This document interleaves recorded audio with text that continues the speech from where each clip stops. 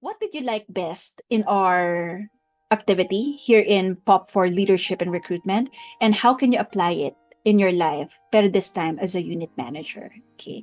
Let me hear from Micah. Micah, for you, can you tell us and share to this batch what you like best in our leadership and recruitment training and how you can use it in your life as a unit manager moving forward? Yes, thank you coach no for this opportunity. Indeed ito talaga yung kailangan ko. I accept it no.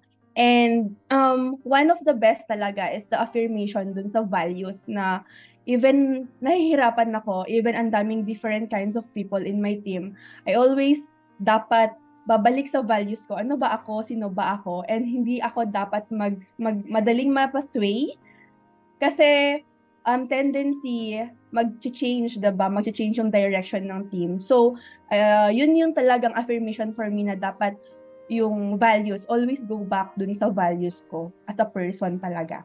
And second one, ito talaga kasi may mali pala akong ginagawa, which is sinasagot ko lahat ng rebuttals ng client in one sitting na walang appointment. So, nung nag-attend ako, okay, ang goal lang naman pala kasi is setting of appointment. So, saka ko yung sasagutin during the time na. So, yun, all throughout, yun pala yung mali ko. That is why, nahirapan ako magpuno ng isang parang LBF kasi we did it before Okay. ng LBF. So, hindi siya naging successful for me. So, ngayon, yung lesson learned ko. Rebuttal is most effective. Ito, I get it from you, coach, no? The first time you mention it.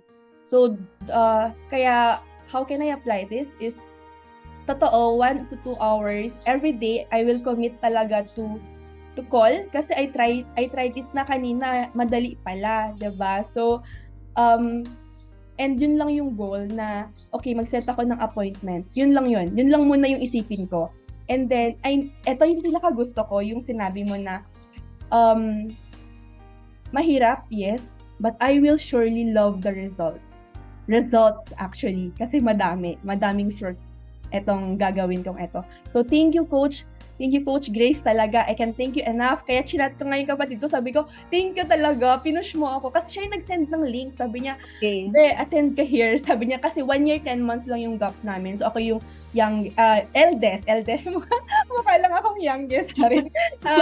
Ako yung eldest. So, 1 year, 10 months lang kami. So, my sister is also a graduate of POP. And I've seen paano siya nag-grow. So, ASN awardee din siya, Coach Grace. And I Okay. know na naging part yung POP training mo dun sa pag-achieve niya ng mga milestones niya here in Sun Life. So, thank you so much. And yun, continue to do this. I don't know, siguro madami nang nagsabi sa'yo nito. However, gusto ko lang din sabihin that ito, you are a big blessing to us, managers and advisors as well. So, thank you so much. Inside